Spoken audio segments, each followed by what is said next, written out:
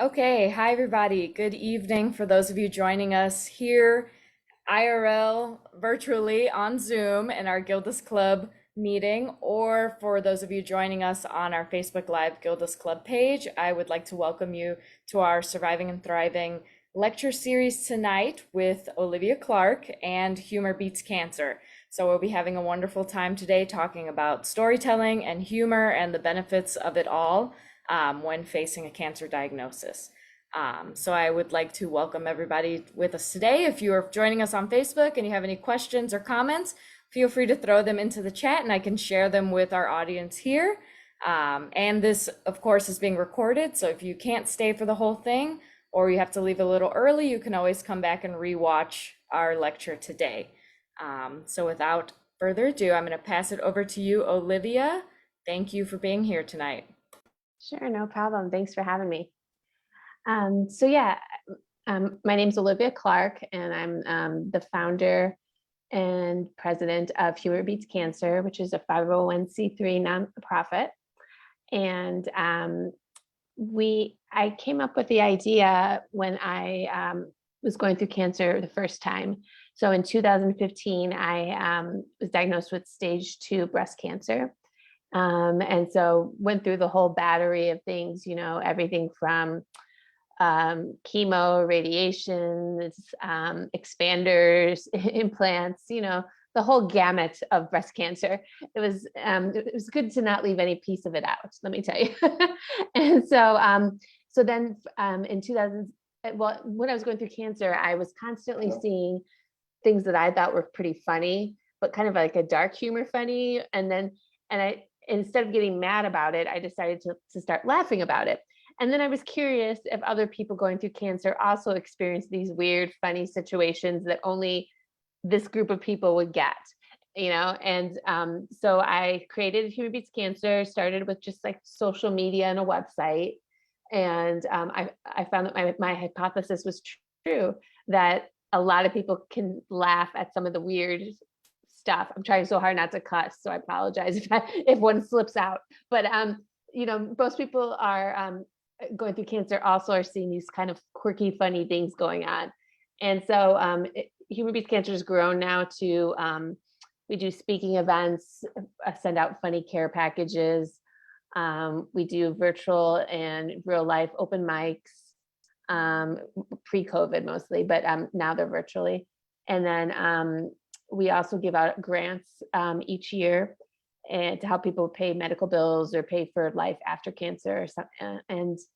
So we do all those kinds of different things. And then we have our blog, which is how this all started, where people would write in and share funny stories from their cancer journey. And I always told them, you don't have to be a writer, you don't have to be a professional writer or any of that. Just write down your thoughts. And so that's kind of what we're going to talk about today. As was mentioned, today we're talking about humor and cancer. And so, when you think about it, those two do not go together at all. It's almost like if I threw a dart at a dartboard and it had random words up, but these two random words do not seem to go together. But I'm here today to prove that it does. They do go together. And so, joy and laughter are usually associated with happy times, no doubt. I mean, things when you're just feeling at your best. But I think it's also necessary and needed when you're going through tough times too. I consider humor a coping tool. It's not going to cure cancer. It's not going to change the world, but it's going to show you that you're still you and that you still have life in you to be doing things and enjoying things and finding funny things. I was finding a lot that when I was going through cancer, a lot of people really focus in on that, like, you're going to die soon. And it's always such a fun conversation when someone says to you, yeah, like, oh yeah, my aunts and my grandma and my mother's person friend, they all had cancer and they died. And you're like, thank you so much for telling me that. That's one way to pump me up is to tell me that everybody who's had cancer has passed away. And so those are the kind of the funny things I would see and stuff. And I would be like, that, we should share this stuff. And oh my gosh, the stuff that's been shared from people with cancer all over the world has been great. I mean, and I think some of you even at this presentation have contributed blog posts, and people just really connect with it. And it really kind of shows them that they're not alone in seeing some of these things. Like when they have those conversations with family and friends who don't know what to say, they can laugh because other people have had those similar experiences. So yeah, so that's kind of what we're going to talk about today. So I apologize if you've heard this story already, but I usually have one or two favorite cancer stories. But I should mention, um, in true humor fashion, I got cancer again. So in 2021, my cancer came back, and now it's stage 4. And so that's why I have no hair right now. The radiation took it, but I'm doing good, and I'm staying positive, and I hate cancer. And so that's it. And then I'm done with my presentation. No. So though that was so I just thought I'd add that. So I'm sure I'll have more stories than those 2 stories that I usually share, but because there'll be new funny things going on too. So let's see. So to start, I'll just share this story. So when I was going through cancer the first time, I went with some friends to American Cancer Society young adult event. There was a silent auction and with food and goodness, apologize for my dog. So there's food and betting on in writing down bids for silent auction items. And so I decided to go all out. I got dressed up. I had on a nice sweater. I didn't feel as bloated and disgusting as I often felt. And I had a scarf on, kind of tied at the nape of my neck. And I just thought I was the next Beyonce. I showed up at the event and I was just ready to go. And so I was with my friends. We were having a good time. And so at the end of the evening, my friends went to go collect their silent auction items that they won. And I hung back at a table, the empty table by myself. And this young 22-year-old girl comes up to me. She grabs my hands and she goes, "Thank God you're still here." And like, I didn't know who she was, but I was like, I'm glad I'm here too. It's really great to be here. And she goes, can you tell me my fortune? And I was like, what? And she's like, she thought I was the fortune teller who was there at the event at that table because I had the scarf on. And I thought I was Beyonce. I was more of a gypsy, I guess. And so there I was. And, I had a decisive moment where I was like, I could totally freak out and cry right here, or I could like laugh about it and tell my friends. And I chose to laugh about it. But like, I mean, this innocent girl holding my hands, wanting me. And so I always say in the story, the thing I missed out on is I should have told her fortune. I should have told her, like, I should have really laid it on thick, and so, but I didn't. I just was so shocked to be considered a fortune teller, and so, or psychic or whatever. But yeah, so that was a pretty funny experience, because I also thought it was very weird that you would have a fortune teller at a cancer event, because I mean, if they were real, they would know, like, we all are facing some stuff here. And so I always thought that was kind of weird. I mean, I think you would have had something a little bit more uplifting, like a balloon animal maker or something. I don't know, like making balloons, turning balloons into animals or whatever. I don't know, something a little bit more creative. But anyway, so that's an example of one of my favorite funny cancer stories from my journey. And so we're going to kind of go through today, kind of just talking a little bit about, I'll share some more stories from other vloggers, and then we're going to do a couple writing exercises. And then, if you have any questions or you want to talk about anything or share any of your funny stories from your cancer journey, we will open the floor towards the end too. And like, as was mentioned, I think they're going to shut the Facebook Live down so you can share your thoughts, not with the world, but, just with this tiny contained group. But so I guess to start, let's see. Let me switch my notes over. So, okay. So 2 things I believe in. Well, I mean, not just 2 things, but these are the 2 things for this presentation I believe in are humor and storytelling. I love a good story. I love gossiping. I love talking about, funny celebrities. I love to know people's stories. I'm constantly in Ubers learning about the drivers' life stories. I mean, just recently I learned that one guy's son wants to go into the military and his wife is not happy that her son wants to do that. And we had a long story debating the pros and cons. I don't even know how this happens.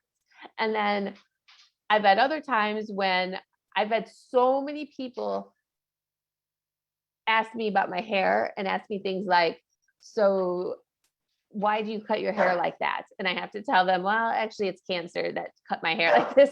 And so then by the end, they're talking to me about praying for me and everything. And I always say, I'll take anything you want to give me. That's fine. And so I just love stories.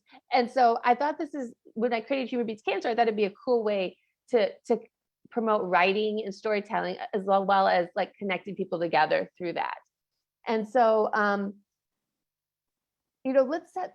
let's have some space to really share what's really going on. And I think when you do that, it really brings up serious conversations. I've had that so many times in the comment sections of my blog posts where they say things like, this happened to me, and it's a funny story, and then someone else is like, oh, that happened to me too. How did you really deal with it? And then it gets into like a more serious conversation. So I think humor is a good bridge to bring people together who come from different places, different types of cancer.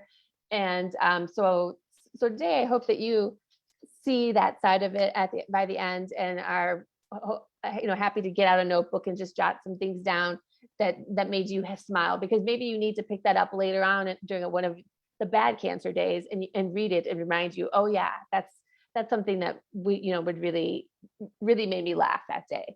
And I've done that because I got, it's not all happy sunflowers and rainbows in cancer, as you all know. And so there's definitely a balance between sadness and happiness, but we really are encouraging finding those small glimmers of hope throughout the day that make you smile. Now, your first thought when you maybe saw this was like, there's no way there's anything funny about cancer. I mean, the only thing that's funny about cancer is that fact that, I don't even know. Like, you could be thinking, I just don't feel like there's anything funny. And I've gotten that response a few times on social media. And there's this one example of this woman who messaged me, or she commented and she said, I can't think of anything at all about cancer that makes me laugh. And I was like, oh, that's fine. Everybody's not at that place. So that's okay. But then the next day she wrote me back and she was like, now that I think about it, she's like, is this funny? And so she tells the story that like her treatment was making her see double in one of her eyes. And so she was at work and she was like, what am I going to do? I'm having trouble seeing. So she got out her Post-it notes and posted one over her eye. And she worked the entire day with the Post-it on, including driving home with the Post-it on her eye. And then she used Post-its to cover her eye for months before she thought to get an eye patch. And she was like, that's kind of funny and weird, right? And I was like, yeah, that fits the bill. That's it. So everybody may not initially think of something funny that happened to them with cancer, but if you really kind of sit down with everything you've gone through, there have got to be some funny things, weird things doctors have said.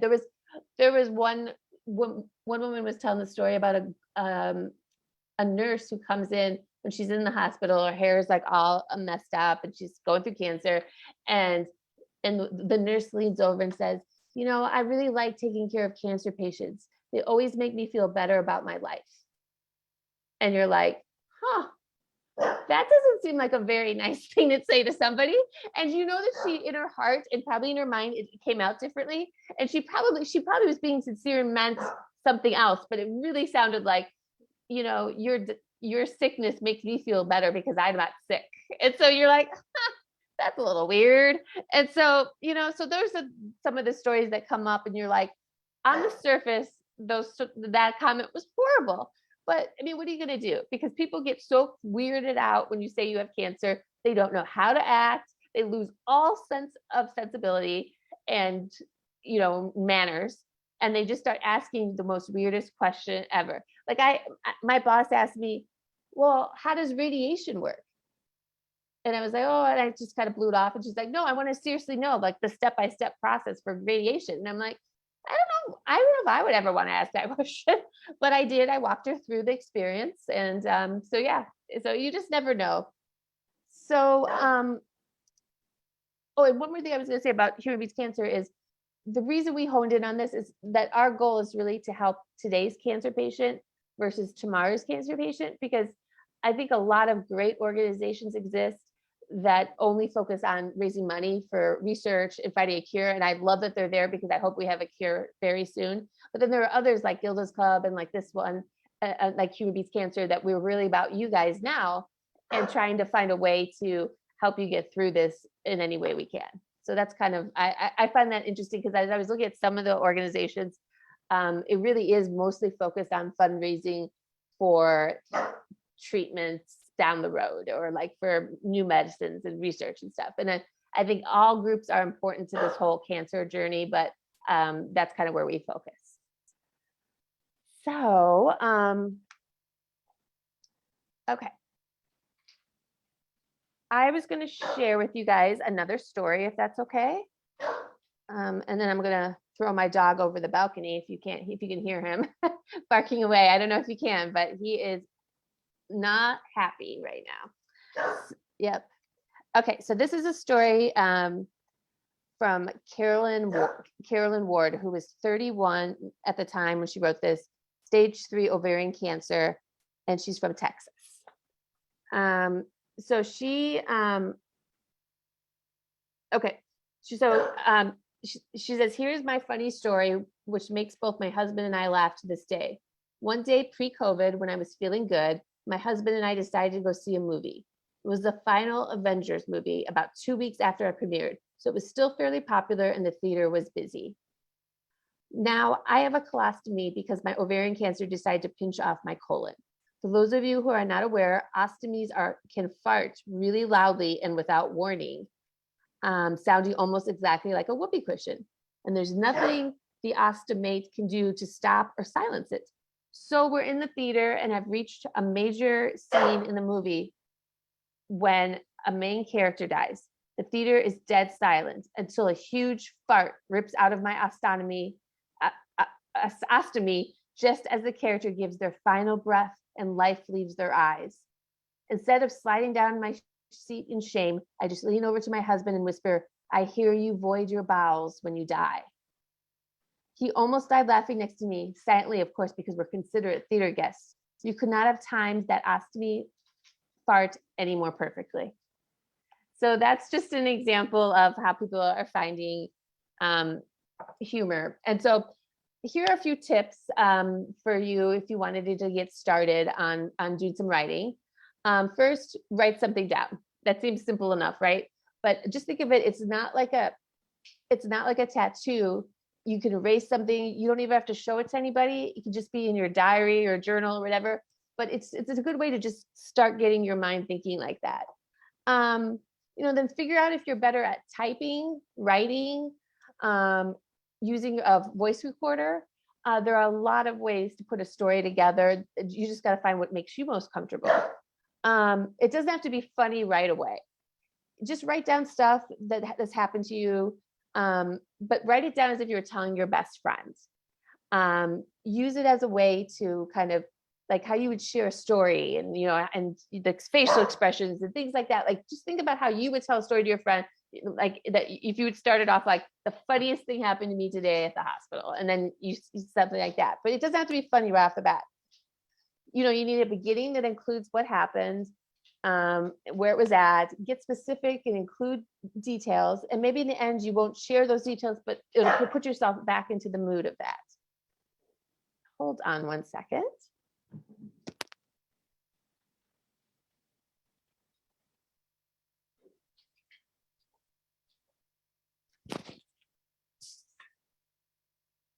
All right, I'm back.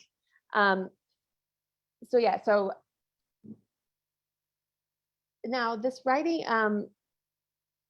so get specific with your details, and then think about this as being therapeutic in a way. It can also force you to deal with stuff that's been going on in your life that you just haven't been able to really reconcile, or you haven't talked to anybody about, but you still don't want to talk to anybody about it. But so maybe instead you write it down, kind of get it out there.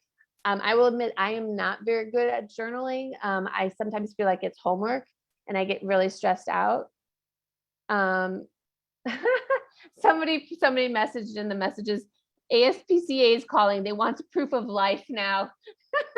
Thank you very much. I love it. I love the humor. No, he is sadly alive. Yes, he is. He's here. He wanted to sit out on the porch at my balcony or whatever. So now he's happy and he's alive. All right. So those are a few tips. Oh, and yeah, and I also think of these stories, they also, I think, prepare you. So when somebody asks you how you are, I posted something this week that said, like, how often do you say I'm fine when someone asks you how are you? When really, if you could be honest with them, you would really share a bit more detail and be like, you know what, I couldn't sleep last night, my meds were making me stay awake, and I'm just kind of down, or like, and nobody really wants to hear that. So it's fun to write down these stories, because maybe instead they'd rather hear a funny story, like, oh my God, let me tell you what happened today. And then, like, just to kind of level the field and take away any stress that they are feeling as well about how to talk to you about it. I think that is a good way to kind of get your mind thinking about how to answer something other than I'm fine. And you know, it's tough though. It's tough to share things. It's tough to look at something so horrendous that's changed all of our lives and think about, well, now I got to think about something funny that happened with this, and all I can think about is the fact that I have no hair and whatever, you know, like, and I'm taking chemo pills, and so it's really just but it can be tricky, but it really is it really is encouraging to see that when you're down and you read somebody else's funny story, you're like, okay, I can get back to that place tomorrow. You know, I could be that level again, and so it really does help kind of get you through some of the tough points. Now, as we move on to the idea of humor, because you know, after these wonderful tips, you've totally mastered storytelling. So I'm very excited for you. Well done. And so think about like being like a detective, and you have to recreate an experience on paper or digitally. There's a theory that not everyone is funny, but I disagree with that. I do think in the right setting and with the right group of people, anybody can be funny. I mean, just think of Jerry Seinfeld for a second. So he tells, most of his jokes are about mundane things going on in life. I'm sure you guys have seen Seinfeld or maybe seen his stand-up. And so, but if he were to come into a room and just say, you know, the funny thing about soup is, you'd look at him and think, like, what are you talking about? You're not that funny. Who are you? But it's because he's built up this great act with the right people who like that kind of humor. He's a very funny person. So just think of it that way. And so you may not be funny amongst your friends, but you'll be funny in the cancer community, let me tell you. And so if there's definitely just, you got to know your audience. You got to know, because I will say, I tend to bring up my dark humor in the worst times ever. And my sister has to often tell me, this is not the time to be funny, Olivia. I mean, I bring it out all the time, and she's like, I'm not having fun right now. I'm not laughing at this situation. It's sad. And I'm like, oh, okay, everybody's not like that. Okay. Check. And so, yeah, so just kind of think of it that way. And so, let's see. Yeah, and you know, and to talk more about our friends and family, what I've realized is sometimes they don't want to hear all the gory details, even though you think that they really love you and they really want to know how often you went to the bathroom today, or whether your tattooed nipple on your breast looks like the other one. They just really don't care about those things, honestly. And so sometimes it is fun to like insert something more unusual into the conversation, like about something funny that happened. And so I think that's doing a solid for your friends and family. It's being there for them as well, because we often laugh on Humor Beats Cancer about this weird stuff our kids, our families, our friends say or do, and it's all in good sport and good love, because we love these people but they get backed into a corner where all they see is cancer, and all they can think to do is say something crazy. And so I think that bringing humor into those conversations can lighten the mood for not just you, but for others around you. So I thought I would take, before I share any other stories, I thought I would take a little break and and just see, kind of do, I just would, I think this will be safe to keep on Facebook Live, because I know I said I wasn't going to do it till a little bit later, but I would be curious to, if anybody would share in the chat any funny words or funny experiences, just like one or two words that have made you laugh.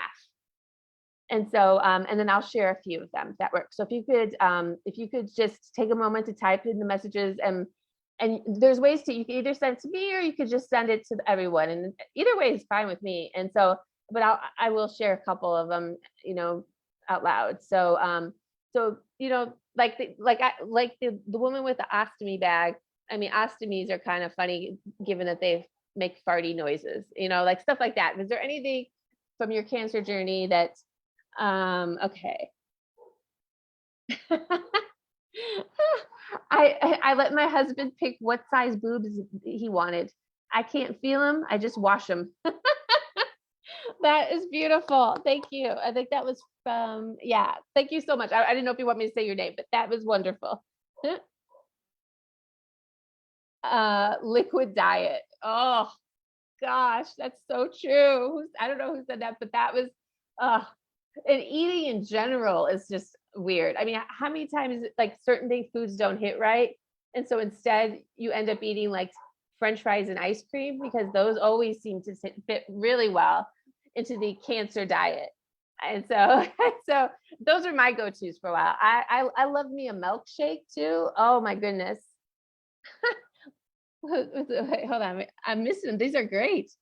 All the pooping, constipation, farting, and digestive problems that come from breast cancer are best referred to as gastric distress. Where's the fun in that? It's so true. I did not realize that getting breast cancer meant that it would affect all the other parts of your body that way too. So yeah, wonderful. And then we have here, living my breast life. NPO. These are wonderful. Presenting ass for photos. I find it very funny too to look at the scans when they bring up the scans, because it's like, I didn't become a doctor when I got cancer, and so I don't really know what I'm looking at. And they will like describe it so detailed, like this is your left side and this is your right side, and I'm like, just could you just tell me if I look okay? Like, I mean, is it working? And so, and I love it, because I mean, I hate when doctors don't explain things. So, but it also cracks me up because I have no idea what I'm looking at.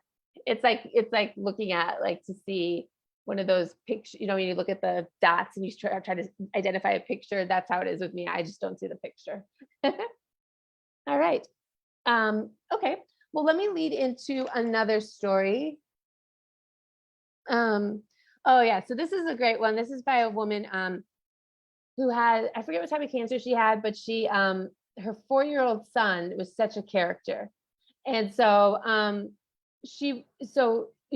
when she got cancer, she decided that she was going to be honest with her son, or at least tell him more so he understands what's going on. And so she was telling him, the medicine that mommy's going to take is going to make her be bald. And then she said, we told him that he would probably have a babysitter 2 or 3 times a week, because mommy would be at the doctor's or resting. And so his response was, "Mommy, I'm going to miss your hair. Will I know the people who babysit me?" Such a perfect Luke response. He's very confused why I still have hair. It's a topic of conversation every time I go to the doctor. A few days later, his teacher brought us dinner and ice cream. My mother-in-law was over and she politely declined ice cream. She actually beat throat cancer when my husband was a teenager. The radiation made it hard for her to taste sugar. Luke was sitting across the table from me and said, "Mommy, you won't be able to eat sugar when you die." I literally almost choked on my food, but he wasn't lying. But the best part of the story is this end part. So they woke up, their air conditioner was broken. And so they had to call an air conditioner guy to come over and fix the air conditioning. And so as he was presenting the receipt, how much it's going to cost in the end, she said, "My sweet Luke went up to the technician while he was looking back at our history to see if we needed to pay him or if it was covered under warranty. Luke said, 'My mommy has a sick boobie.' The technician looked so confused, absolutely mortified. I explained to him that Luke meant to say that I have breast cancer. Luke said, yeah, she has breast cancer. The technician decided that we did not need to pay and quickly left. Luke may have saved us $90 that day. Luke has taught me to enjoy every moment, laugh a lot, and to not take life too seriously. Life is so short. So that's just another example. We share a lot of stuff that kids say, because kids say the funniest things ever. What's to say here's a comment from Facebook. Benadryl equals best quick naps. Oh yeah, I remember those Benadryl fun. After chemo, they give you some random stuff where you feel like you're kind of like very loose and relaxed. And so yeah, so that's another good one. Thanks to our Facebook community. So now how do you identify humor? So there's a book that we often give out in our care packages. And I really love this quote because I really believe this. At the heart of humor is truth. It's why Seinfeld elicits so much laughter and popularity. The authors write, shared truths create the foundation for humor. So instead of asking yourself what is funny, start by asking what is true. And I think that that's just right on, because we encourage everybody. I mean, I have no way of knowing, but I encourage everybody to share real stories and not make something up. And so that, and you find that it really does. It starts with what's true, and then you find the funny in it. A way to start with yourself is ask yourself these types of questions. Did you do something out of character or make an assumption that you later learned was completely wrong? How about the first time you lost your hair, or when you realized that during chemo you lose hair everywhere, not just on your head? Or maybe you got intimate with your partner and something happened. Maybe you fell asleep, or you started rubbing your head for good luck. Who knows? It could be anything. We have so many funny experiences about how people get rid of their hair. There's hair parties. There's a particularly great one where a woman thought for some reason it would be good to get a blow dryer out and blow dry her hair, and hair just flew off her head everywhere. It was on the shower, it was on the ceiling, and it just didn't dawn on her that that might be what happens. And so that was one way to get the hair off. And then there's other situations, shaving experiences where they try to shave it themselves, or their spouse or boyfriend or girlfriend, whatever, also shaves their head. That's pretty funny sometimes. Or, if you wore a wig, wigs falling off, just there's all kinds of things that if you think about those individual experiences. So I always think of like cancer as like these like little chapters. Like, so first you do this chapter, because I personally want to like rush to the end of the book, when really I have to be reminded that I have to take each chapter as it comes. And so that's a really hard lesson for me, but then that means that you get little humor pieces from each of those chapters. Look into the details, and instead of remembering how shitty they made you feel, look at the ludicrous side of it and how ridiculous cancer is. You can use humor to give the middle finger to this messed up disease. That's what I like to think. And or you could turn to the medical profession. They provide a lot of funny things. I mean, every time I go in, there's like weird stuff goes down. Like, just it happens. So this is a short story. One of my favorites was a woman's oncologist was late for her appointment. And so she's waiting for him, and he shows up. He says, "I'm sorry I was late, but I stayed out late into the evening, and I'm trying to sober up before your appointment." And he was being funny, but that was definitely that was memorable, and it was a good way to like take what could have been a tense situation, because I don't know about you, but I mean, I'm like, I want you to be calling me at the exact time of my appointment, and that's never the case. And so so it's like you wait there, and you're like, oh, are they running behind? No, okay, it's still going to be an extra hour. Yeah. They just back that in there and stuff. So yeah, so I thought that was funny. And then there was like another story about a patient who had a doctor who sang during surgery and happened to be cutting a record. And so after she got out of surgery, he handed her a CD with his greatest hits in case she wanted to remember some of his music. So yeah, I mean, and I wish I was making these up, but I'm not. Like this, like real life is so much more funnier, I think, than fiction sometimes. So for me, so this is kind of another story I sometimes tell. So for me, I always imagine like in the movies when they tell you you're good, you have cancer, they like sit you down in a nice room with like good lighting. It's like kind of like a Nora Ephron movie or something, like where it's like very, beigey colors, really nice flowers on the desk. But the way I learned I had cancer the first time was I was on the table, and one of the like doctor students was looking at me, and I was like crying, and I'm like, I wonder if I have cancer. And he's like, oh yeah, yeah, you've got it. You've got the cancer. And I'm like, well, dude, you have to like look at the stuff. He's like, oh, I just know. And so I was like, that's how I learned. So I could have either gotten real pissed off about that and like freaked out. I mean, I was already in a bad state, or now I can laugh about it and be like, dude, that guy needs some more bedside manner training. And so that's that. Now there, okay. So one thing I did want to talk about, because this has been brought up in some things, is that it's about toxic positivity, because that's not what I'm talking about. There's no way to sugarcoat the fact that cancer exists and there's currently not a cure for it. And as I face now, that's even more crystallized to me. I think the first time around I was so naive, I didn't really get it. But this time around, it's in my mind more. So we're not talking about that. What we're talking about is, and as a definition, toxic positivity is like just this obsession with positive thinking. And you may even encounter people who are like that, who are like, well, think on the bright side, at least you're alive today. And you're like, yes, I get it, but that's not something you want to hear, really. So authors of that same book about humor and using humor in the workplace, they talk about that, that let's see, that the facing life with a sense of humor, with the intellectual perspective, empathy, and humanity it brings, is a vital part of responding to the unexpected, of adapting to new realities. Words matter little, behavior and attitude are what counts. So I think that that's kind of where we're at. We're trying to kind of remind people that there are still some bright moments, still reasons to live, still people to love, but that it's it's a shitty situation to be in. I mean, there's no way around it. I mean, we all are part of this unusual group of people who have this, and who actually watch the drug ads on the TV and think, oh, will that one be a good one for me? And like you start taking notes, whereas your friends, everybody is just like looking at that as like filler so they get back to their reality show. So, it really is.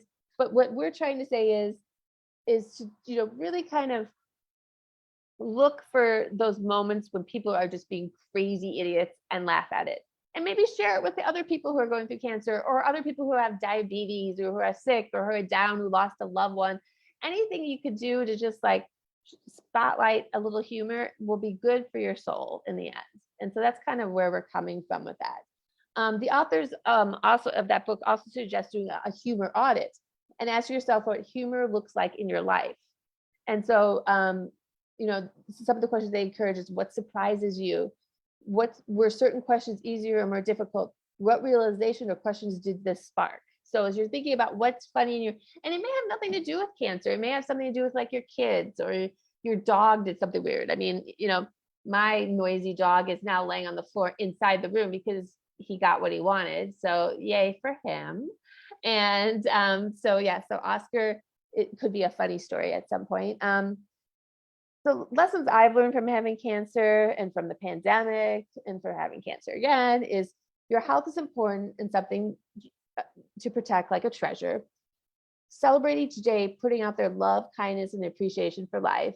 I am by far not a Pollyanna type person who is just like thinks everything is so positive. I get upset. I get mad when people cut in front of me in line when I'm waiting to register or check in at the doctor's office. But what I'm saying is that I try to remind myself, or I often find that life reminds you, like just as you're in your most down moment, something funny happens, or some, maybe your kid falls and you're not supposed to laugh, but inside you're really laughing because they did it. And so things like that just really kind of remind you that you're alive, you're here today, and to make the best of what we're dealing with, and finding humor in even the darkest moments is more rewarding than sitting in the sadness. Um, there are times for all of it, and I just hope that that by by sharing stories and talking to each other, it really, it really brings us a little closer to each other. Find an outlet for your grief or tears is so helpful. Whether that's writing, drawing, painting, talking to your therapist, whatever it is, really find that outlet, because I know that for me, my loved ones, my friends and family, I don't want to put it all on them. And also, I don't think they always understand it like as other people would who have gone through it. And so it's good to have several different outlets so you're not tapping into the same outlet all the time. And finding a support network of people who understand what you're going through is also important. So like this tonight is like, I'm so glad to see so many people here and the people on Facebook Live and everything, because I just think like we don't all know each other, but like, and we may never see each other again, but for this moment, for this time period, we are all connected by one thing, and that's cancer. And hopefully by the end of this, humor and storytelling will be part of that too. So I thought I would see if, so Jasmine, is it okay if we start sharing some stories? I'm gonna take that as a yes. Okay, so, oh, Yes, yeah, okay. So before I cut the Facebook live stream so we can maybe have a more intimate space where we can feel a little more comfortable sharing our stories here in our Zoom, I do want to let our Facebook viewers know that we'll be cutting the stream.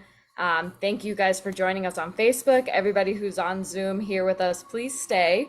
And then people who are on our Facebook and everyone here, if you like to continue laughing with us and having some fun, you can join us for improv every Monday at 4 p.m. I hear that is a fun place to go and share your story and laugh. And then also would like to invite you all to our in-person block party that we'll be doing in River North on the street right in front of the Wells Street Clubhouse. We have information on our website, and you are welcome to join us. And thank you for joining us on Facebook Live. So I'm going to go ahead and cut this stream now so we can continue here. Oh, and can I just say, Yeah. check out Humor Beats Cancer at humorbeatscancer.com or at Humor Beats Cancer on social media. Perfect. Thank you, Olivia.